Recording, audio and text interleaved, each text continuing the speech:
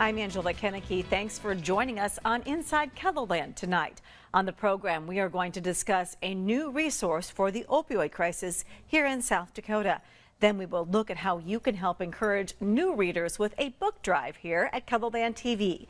And we will end today looking at the difference in the generations. Well, Minnehaha County is on pace to surpass drug overdose deaths from last year. Out of nearly 40 overdoses, 10 people have died of drug overdoses since January in Sioux Falls and the surrounding area. Last year at this time, the number of people who overdosed and died was at 7 and rose to more than 20 in 2018. This year, 3 of the overdose deaths have been from fentanyl. Fentanyl is a powerful synthetic opioid that has been sweeping the nation. Fentanyl deaths increased by 1,000% in a 6-year period nationwide. Another 3 overdose deaths in the Sioux Falls area were from meth. The rest were from a combination of drugs. As we have showed you, it has killed hundreds of thousands of Americans over the past 2 decades, cost hundreds of billions of dollars, and touched every state in the country. Now the opioid crisis is in court. Mary Maloney has highlights from the historic trial happening this week. Passion inside an Oklahoma courtroom. If you oversupply, people will die. As the state attempts to force a pharmaceutical company to pay for the opioid epidemic. Johnson & Johnson made millions, if not billions of dollars, improperly promoting and selling these addictive, destructive, and deadly opioids. The state claims Johnson & Johnson acted as a greedy drug kingpin, which cost Oklahoma billions and destroyed thousands of lives. Johnson & Johnson knew opioid drugs were addictive and caused harm. Despite that, they marketed their drugs as safe and effective for everyday pain. Johnson & Johnson fiercely denied the claims. The Food and Drug Administration of the federal government said it rarely causes addiction. And says Oklahoma's public nuisance charge is being misused. States, as regulators of healthcare practice, have the responsibility and authority to monitor and correct inappropriate and illegal prescribing. This is the first major trial of nearly 2,000 other cases around the country, attempting to hold a drug maker accountable for a crisis that has cost American lives. I look forward to the end of this trial so we can all come together and reason and end this crisis. I'm Mary Maloney reporting. You can get the latest updates on that court case on KELOLAND.com. With dangerous drugs like fentanyl on the streets, it is more important than ever to get a loved one or friend suffering from substance use disorder into treatment. But often people in the throes of addiction refuse to acknowledge that they have a problem. One route people close to them can take is to have them committed into treatment involuntarily. That can take up to 15 days to get an involuntary commitment to go through the court system. It can also be a confusing and expensive process. The South Dakota Department of Social Services is putting out a brochure on the steps to take an involuntary commitment process for someone suffering from substance use disorder. And joining me now is Tiffany Wolfgang, who is the Division of Behavioral Health with the Department of Social Services. Thank you so much for being here. Well, thank you for having me. Tiffany, this brochure that has just been put out by the Department of Social Services, it is a new brochure to kind of simplify what is really a process that has been around for decades. Yeah, that's absolutely correct. We had identified that there's a need to really educate individuals on how to initiate that process for their loved one, and wanted to break it down in a way that would be maybe more digestible to someone who doesn't understand the legal system. What brought that about, the idea that it does need to be simplified for people? Sure. Certainly there was some discussions during the last legislative session about the process on how to make improvements, which we absolutely support. And so then taking a look at what resources are currently available and how do we make those available in ways that folks who don't have the legal background can understand how to initiate it. Right. I think during the last legislative session there was an attempt to take it out of the court system and put involuntary commitments before the Mental Health Board, which would speed up the process, make it much quicker. I think that is maybe one of the hard things about this whole process is it can take some time, and that's why it's important that people know what to do as soon as possible. Sure, absolutely. I think the more education folks have, the awareness that folks have on how to get help for their loved ones, the better off we all will be prepared to help folks that are struggling. It is probably one of the number one questions I get asked by people who are trying to help a loved one or a friend. It doesn't have to be a family member. Sure, certainly. Yep. Yeah, and I would encourage folks to, look at the local resources they have in their communities, local treatment providers that can help provide them some guidance, reaching out to attorneys if they have an attorney, and really help kind of guide that process. Again, unless you're really familiar with how the court process works, it can be overwhelming, and it's scary when your loved one is experiencing the behavior that you just don't understand. I think also what's hard for people to get through or to get to is the denial and often the defiance, and people don't want to admit they have a problem. And in today's world where we have fentanyl out there killing so many people, the old adage that you had to wait till rock bottom to get somebody help, rock bottom these days can be death or brain damage. So how important is it that somebody intervene? Yeah, absolutely, especially with the opioids that, with the fentanyl that we're seeing, the immediacy of the issue is brought it to the forefront. I think, unfortunately, with the opioid crisis, it has really, if there can be a positive, it's raised awareness on a topic that folks typically don't want to talk about. Addiction is a disease. It's a very challenging disease at times. And I think it's important, the more we can raise awareness for individuals to first understand what their loved one is going through, that it's not choices, it's not just a person being bad or naughty, that these are chronic health conditions that we need to seek treatment for. And the Department of Social Services is working hand in hand with the health department, the state health department, on many of these things, correct? Absolutely. We've partnered on the efforts with the opioid crisis through some federal grants that we received. We have numerous projects going on. A lot of those focus around awareness, the public awareness campaign, the avoidopioidsd.com website that we've supported. Individuals from South Dakota willing to share their personal stories. The 4 individuals that put themselves out there to share their stories so they can help others. That has been a big project. The training through for first responders with Narcan, that has been a huge project. We have partnered with prescribing providers across the state so that medication-assisted treatment is available for individuals with an opioid use disorder. We have partnered with Face It Together to bring peer recovery supports, so that's another option for loved ones who maybe don't know where to turn, is that service is available for loved ones of individuals that are going through some challenging times. Now, you talked about a lot of things in a short little bit of time. It is confusing for people. There is a way just to go online, and we're going to put a lot of this material online as well, but that's one thing, you want people to know the resources are out there. Yeah, absolutely. If we could do anything through this is raising awareness of if you don't know where to go or how to get help, contact the Division of Behavioral Health, contact the helpline 211.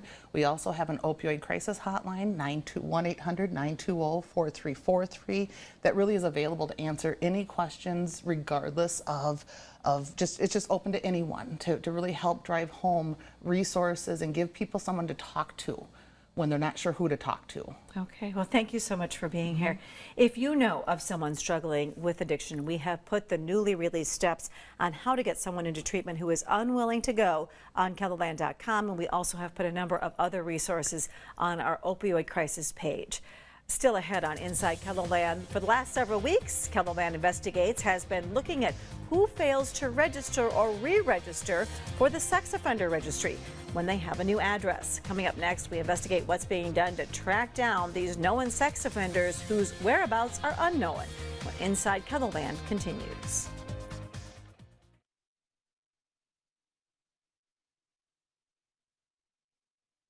South Dakota's sex offender list has nearly 4,000 people on it. People who've been convicted of sex crimes are required to register so you can know who is living in your community or neighborhood.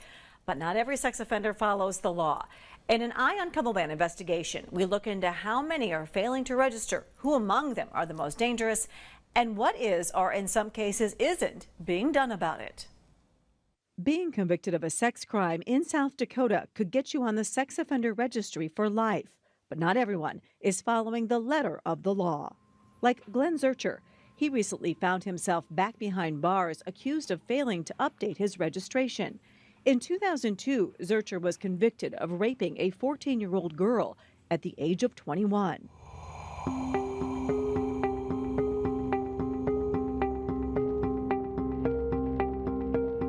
But not everyone who fails to register ends up behind bars. Take Ernest May. He's listed on the Illinois registry as a sexual predator and for failing to register there. Then this month, May was picked up and charged with failing to register in South Dakota. May was let out on bond on the condition he register as a sex offender in South Dakota by 5 p.m. on May 13th and keep his registration current. KELOLAND Investigates has checked South Dakota's list every day since then, and no Ernest May is listed. Well, it's very difficult to track them down. People are very transitory in nature. People can fall off the grid.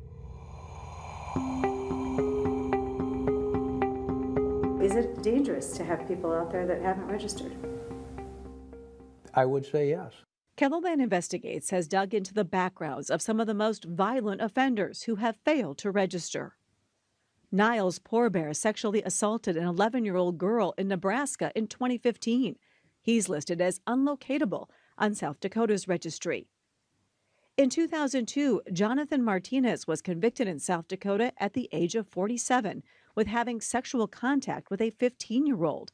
He's also on registries in Texas and Florida. Lee Hill was convicted in Vermont of a sex crime involving a 10-year-old girl.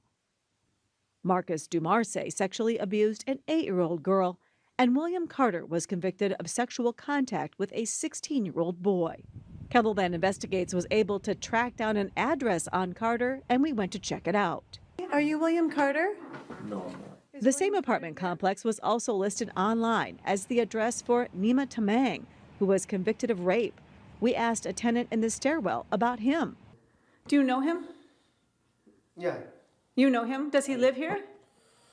He does live here before, but now he don't, I think. I think he already moved somewhere. So, he no more live here, I guess. Some offenders you'll look at why they may be in violation here, and they may be unlocatable here and have a warrant for their arrest, may have actually transited to a state or jurisdiction where they are not required to register.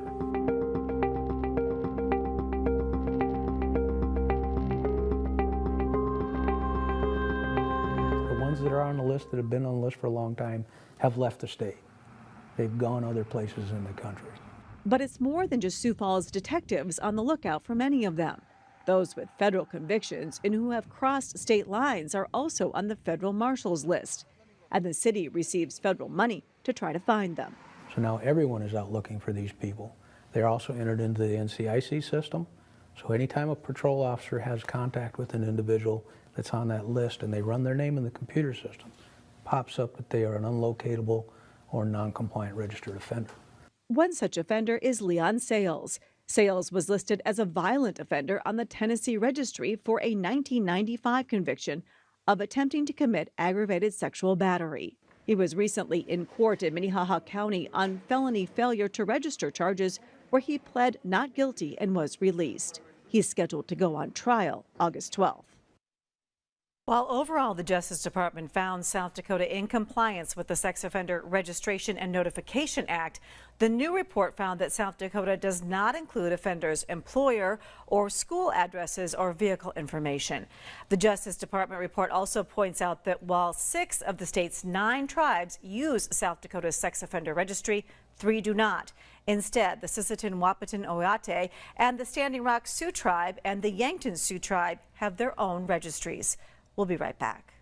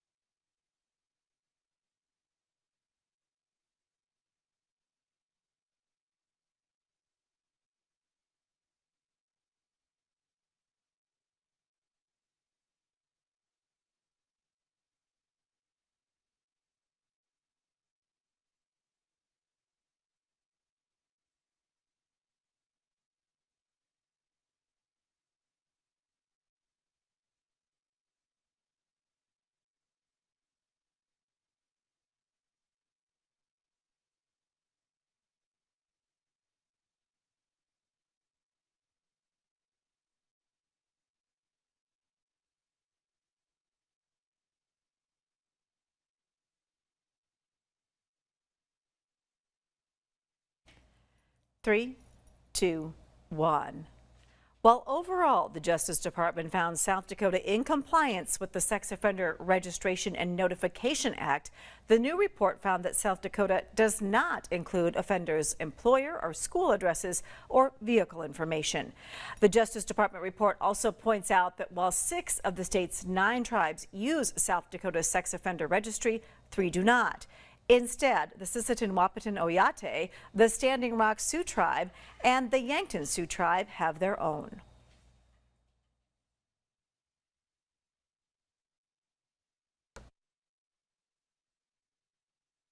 KELOLAND Media Group is teaming up with Reach Literacy to hold a book, sorry, to hold a book.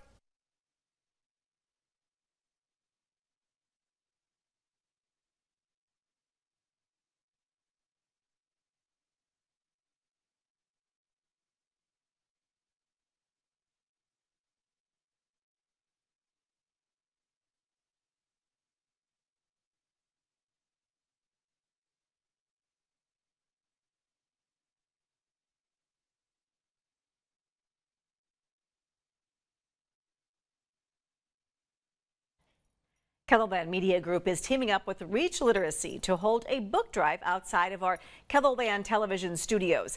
Joining me now is Paige Carter, who is Executive Director of Reach. Maybe we could talk a little bit first. Paige, Reach has been around for a while. Right. We've been around since 1986, and we were Sioux Falls Area Literacy Council, and our primary mission is we teach adults how to read and write. So we also operate a beautiful bookstore, and the proceeds from that bookstore go back to support our mission. So you rely on donations for the bookstore, and Yes. that's really what you're looking for here in this book drive. Exactly. Too. Last year we collected 80,000 books for the year, so we're hoping to get 100,000 this year. So That's fantastic. Yeah, we're ahead of schedule, so we'd love it if we could kind of blow it out of the water. Is there still a big demand for the actual printed book these days? Yes, as a matter of fact, we are doing a bag sale today, and it was hopping when I left. People like that book. They like to be able to hold on to it. There's a smell to a book, there's a feel to a book.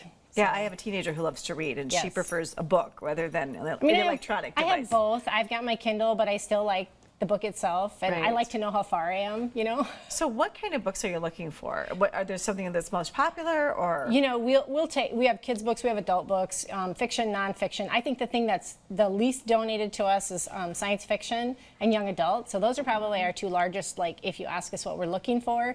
But kids books are huge. We do a ton of teacher grants and book grants. Anytime you come into the store, you can get 5 free books for kids. So we gave away 12,000 kids books last year, so we'd like to give away 20 this year. So if you have kids books and your kids are moving up and not reading them, there's a place for them. You know, and a lot of rummage sales, a lot of garage sales this time of year, but you really don't get very much money for a book. So it's really kind of neat to maybe you get, 25 cents or Right. $1 or something. Right. So it's really neat to donate it and know that it's going to such a good cause. Right, and we see people come in, they're like, that was my book that I donated, and they really like the fact that it's going back to teachers, or kids come in and get super excited about that. They get to take something home with them. And we know reading starts at home, so we want to support that. How many adults have you taught to read over the years? Oh gosh, over the year, I don't know if I know that. This year we're already at like 130 that we've worked with so far this year. We do individual tutoring, we do group tutoring, and we also tutor on site at workplace. So we have a workplace program at Sanford where we teach adults to read right on site, and also at Avera. And Grand Prairie Foods is going right now. Oh, okay. How do people find out about the program typically? You can go to our website at reachliteracy.org, or you can give us a call at 332-2665 and visit with one of us, and we'll be happy to visit with you. We're going to put all of that information for you online as well, but Awesome. we want to also let you know about that Monday, June 17th Yes. book drive.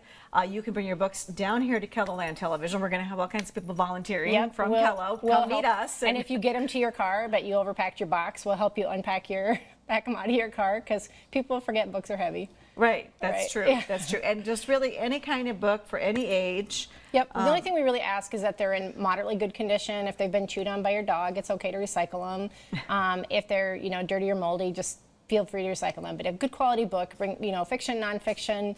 We'll take just about anything. Okay, well, we look forward to working with you. We're excited. And collecting a lot of books on June 17th. Do you want to have a goal? Should we have a goal?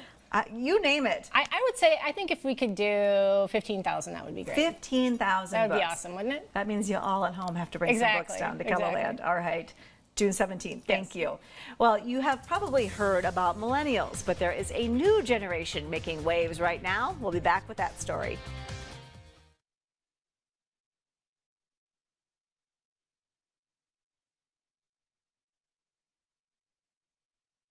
Move over, millennials. There's a new generation moving to the forefront, and the first crop is going to work. Generation Z is the umbrella for men and women born between 1996 and 2010. And they're not all kids anymore. Many of them have graduated from college or high school just this month. And that has experts wondering how their next move will shake up the workforce. Millennial Brady Mallory finds out what makes Gen Z tick and asks an expert why employers should pay attention to what influences and motivates these up-and-comers. Here it is. Instagram gives you a better picture of student life at Roosevelt High School. It's also a snapshot of its curator, Addison Miller. The Instagram's my pride and joy. The last days of Addison's senior year have the 17-year-old positively beaming about what he's going to do next. In a few years, he'll enter the workforce. He wants to be a teacher. I don't want to change the world. I want to change people, and I want to help kind of people become their best selves. This isn't just Oprah's goal. It's actually a hallmark of Generation Z. I'm so stoked. I'm stoked for the future of Social Media Club. Addison was born July 30th, 2001, a little more than a month before September 11th. He's always had social media at his fingertips. We're the social media, we're the I generation. And he doesn't remember a world without war or school shootings. So we've always lived in a world that was very protective, like don't attack us, don't attack America. Why is all of this important? Well, every little thing that has influenced Addison and the rest of Gen Z is about to show up in your office. And you better start figuring out how to work with it. It's very exciting to see what they're going to bring to the table. Scott Zimmer is a generational keynote speaker for Bridgeworks in Minneapolis and frequently speaks in KELOLAND. He's already noticing what's shaping Gen Z. Here are a few of the influencers. Zers were born into the internet and YouTube. They're socially conscious and more accepting than previous generations. They've never known an Ellen from the 80s that was a stand-up comic. I kid a lot because I'm a comedian. She was always a lesbian with a talk show. Why don't people talk like this more often on talk shows? And they don't flinch at that. Employers, listen up. Here are some other Z traits you'll want to pay attention to. This generation is inquisitive, and Zimmer says thanks to YouTube tutorials. Hey, I'm Charles from Louis Purple, and I'm going to teach you how to tie a bow tie. Loves step-by-step instructions. There's another hand that guides this group. It's the generation that MySpaced so Z can Instagram. Not only is plenty of feedback important to the millennial worker, but so is the ability to move up and move up quickly. Early on, millennials were always sort of told to follow your dreams, reach for the stars. A lot of parents were saying, look, if you're going to work for as long as I did and as hard as I did, find something you love, make it count. Then this happened. But now it's official, we are in a recession. After 2007, millennials sank into a last place no participation trophy could fix. This generation is saddled with all this student loan debt, and they found that, and they get so much grief because a lot of them might still live at home. Zimmer says this is a big reason why Addison and his peers are risk averse when it comes to jobs. Addison, a fixture in his social media club, has a different take on taking risks. We're a lot more open to danger, kind of a lot more open to stupid things like eating Tide Pods. First of all, don't eat Tide Pods. Second, let Addison explain the rationale many of us old-timers think is anything but rational. But I get 1 million views on YouTube, right? I mean, it's a dumb situation, but I mean, 1 million views on YouTube is quite a bit of money. Knowing how to turn comments into coin could help Generation Z boost a business's bottom line. Zimmer says if employers do pay attention, they can harness this. ClickRain CEO Natalie Eisenberg is already seeing new graduates apply for jobs and internships. With all this fuss over Z, she says, don't forget the ABCs of the office. Value everyone from all generations. So we all kind of have to recognize that while we have differences, we can come to the table and learn from each other, and everyone has something to teach us, no matter what generation they're from. Just like Instagram, we're only getting a snapshot of Generation Z. Zimmer says it'll take a few years for experts to truly understand Z's influence on the workplace and on the world. Addison Miller is optimistic about his generation. He says he can't wait to see what develops. Whatever that mark may be, I just hope it's a lasting one. I hope it doesn't get brushed over by the sands of time. I just hope that it stays. I hope that we leave a mark that really matters. With Eye on KELOLAND, I'm Brady Mallory. Although the oldest age for a Gen Zer is 23, the median age for a Gen Z is 16 years old.